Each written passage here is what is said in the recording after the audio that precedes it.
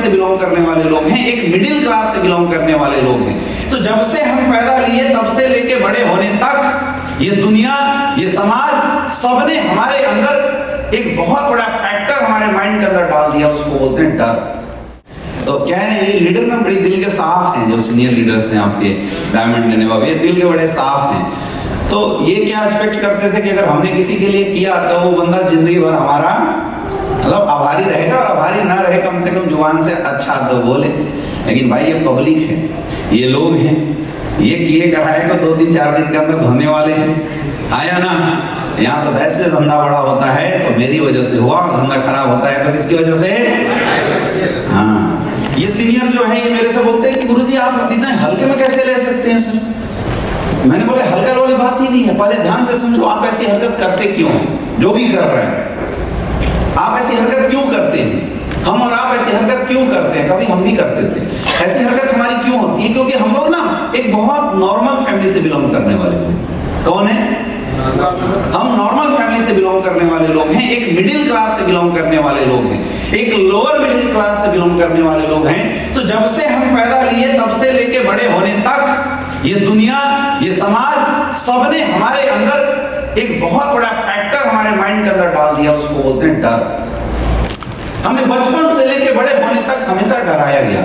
हम जब छोटे थे, हम घर से बाहर निकलते थे बहुत छोटे में, तो मम्मी डराती थी बेटा बाहर मत जाना, बाहर मत जाना, भूत पकड़ लेगा, कोई उठा के ले जाएगा। तो एक डराया गया हमें।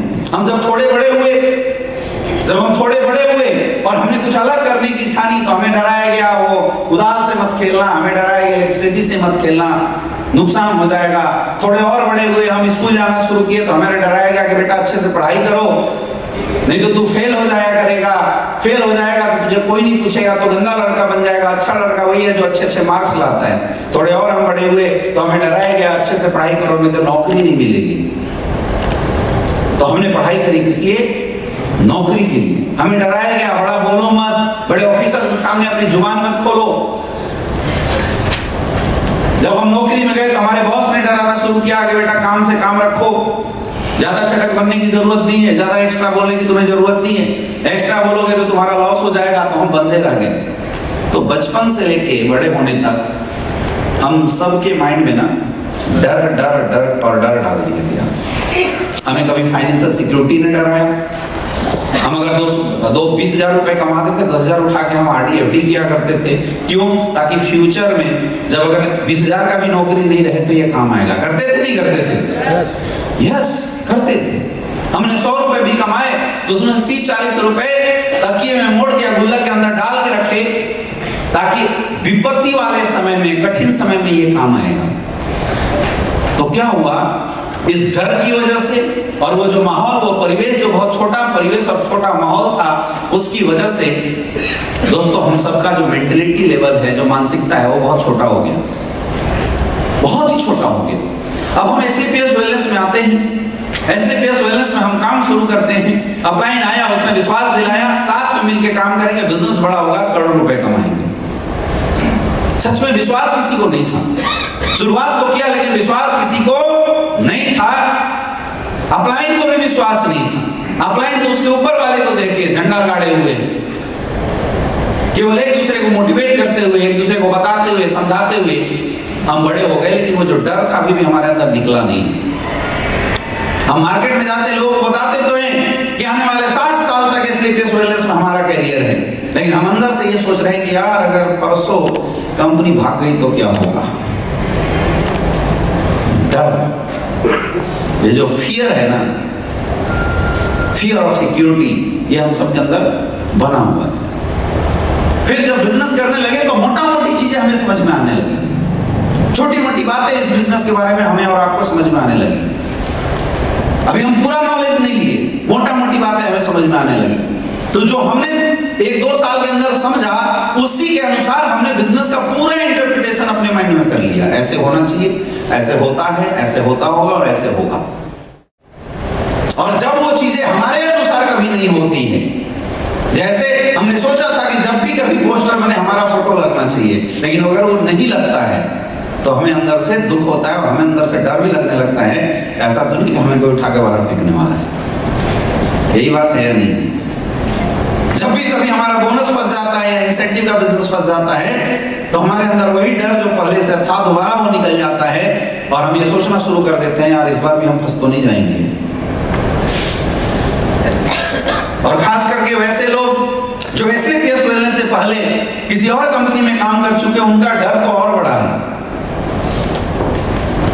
वो तो और परेशान हो जा रहे हैं कि दोबारा कहीं हमारे साथ वही गद्दारी तो नहीं हो जाएगा, वही दिक्कत तो नहीं आ जाएगी। और जब वैसा नहीं होता है तो हमारा जो माइंड है, जो उतना बड़ा है नहीं, उतना बड़ा विजन नहीं है, वो माइंड रिफ्लेक्ट करता है और वो रिफ्लेक्शन जो है ना वही आपकी जुबान से बाहर आती है और गलत वर्ड अपलाइन के लिए डाउनलाइन के लिए आपके अंदर से निकालते हैं। इसमें दोष आपका नहीं है, इसका दोष है, ये भी बहुत छोटा है। बात समझ में आ रही? बात समझ में आ रही?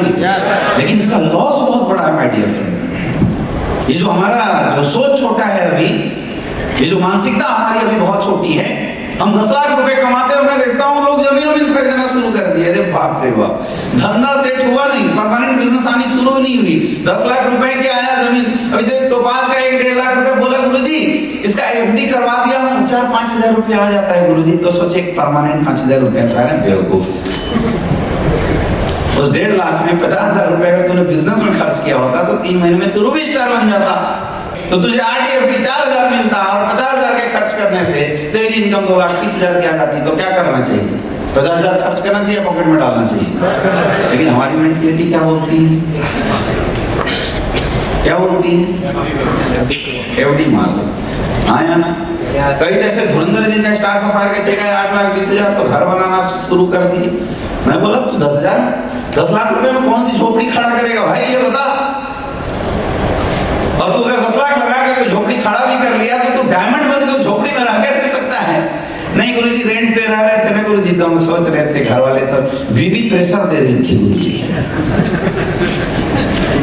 मतलब सर ऐसा समय आ गया था ना गुरुजी कि अगर नहीं खरीदते तो पता चलता है गुरुजी बीवी घरे से निकाल देती। तो जब तू नहीं था SAPS में तो कहाँ था बीवी का प्रेशर? ऐसा होता है नहीं होता है? क्यों होता है? क्यों हो रहा है? क्योंकि मेंटलिटी बड़ी छोटी है। और मेरे दोस्त मैं हमेशा हर एक ट्रेनिंग में बोलता हूं कि आपके और बिजनेस के सक्सेस के बीच में एक चीज हमेशा बाधक बनता रहेगा, वो है आपकी छोटी सोच, वो है आपकी छोटी मानसिकता जो बार बार आपसे गलती करवाएगा, बार बार आपसे ऐसे काम करवाएगा जो आपको नहीं करना चाहिए, क्योंकि आपको लगता है ये सही है लेकिन एक्चुअल वो सही नहीं होता। वो मानसिकता कई बार हमारे सिस्टम को चैलेंज कर देता है। वो मानसिकता कई बार हमारी मुहाभक्ति हमारे senior leader diamond blue diamond से करवा देता है, ब्लैक डायमंड से करवा देता है। होता है नहीं होता? यस या नो? वो मानसिकता कई बार हमारे अंदर इतना ईगो कूट के भर देता है कि लोगों की बात अगर नहीं सुनी जाती है या 2-4 सीनियर सेम बात समझाने की कोशिश करते हैं तो बंदा लास्ट में बिजनेस छोड़ के मार्केट में आउट हो जाता है। और मेरे भाई इसका अफसोस आपको आज नहीं होगा, इसका अफसोस आपको आने वाले 4 साल बाद होगा, जब आपके साथ के लोग सीनियर की बात सुन के ट्रेनिंग को डेवलप करके अपने मेंटलिटी को डेवलप करके वहां पहुंच जाएंगे। और जब वो अपनी फीलिंग आपके साथ शेयर करेंगे तब आपको शर्म आएगी कि 5 साल पहले इस मानसिकता को हमने चेंज क्यों नहीं किया।